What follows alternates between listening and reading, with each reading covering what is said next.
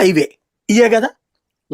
అలాగే హైవేస్ విపరీతమైన విస్తరణ జరుగుతోంది కదా, గ్రీన్ ఫీల్డ్ హైవేలు వస్తున్నాయి కదా, స్పీడ్ కారిడార్లు వస్తున్నాయి కదా, రైల్వే సిస్టమే మార్చి పడేశారు కదా ఓవరాల్ గా. మన కళ్ళెదురుగుండా కనబడుతున్న మార్పులు ఇంకా ఇంకా మార్పుకి సంబంధించినటువంటి పరుగులు పెట్టిస్తున్నారు. ఇన్ఫ్రాస్ట్రక్చర్ అంటే ఇదివరకటి రోజుల్లో మనం దీంట్లో ఏమంటామంటే మౌలిక వస్తువుల రంగానికి వచ్చేటటువంటి పెట్టుబడులు ముఖ్యమైనటువంటిది బడ్జెట్లో.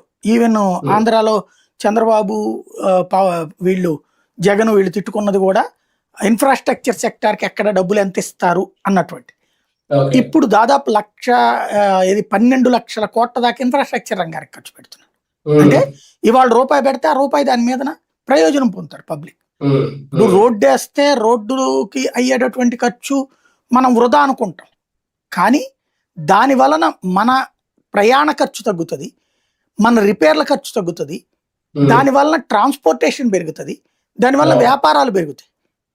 కాబట్టి ఒకటి వేస్తే ఒక ఇన్ఫ్రాస్ట్రక్చర్ సృష్టిస్తే ఇన్ని పరమైనటువంటి లాభాలు ఉన్నాయి.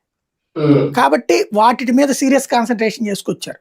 అలాగే మారుమూల ప్రాంతాలలో ఒక 2,000 కోట్లు 3,000 కోట్లు ఉంటే ఈజీగా చేయగలిగినటువంటి సాగునీటి ప్రాజెక్టులు ఉంటాయి. కానీ వాటికి రాష్ట్రాలు డబ్బులు లేకనో లేకపోతే దాన్ని సాగ తీసుకుంటూనో వదిలేస్తుంటే, ఇప్పుడు పూర్వోదయ పథకం కిందన అలాంటి వాటిని పూర్తి చేయమని చెప్తుంది కేంద్రం, డబ్బులు ఇస్తానంట. అది ఇప్పుడు వీళ్ళు మనకి ఆంధ్రాకి బోల్డ్ అంత ఉపయోగం అని చంద్రబాబు గారు కూడా ఒప్పుకున్నారు. దానికి తోడు ఒక్కొక్క ప్రాంతానికి ఒక్కొక్క క్లస్టర్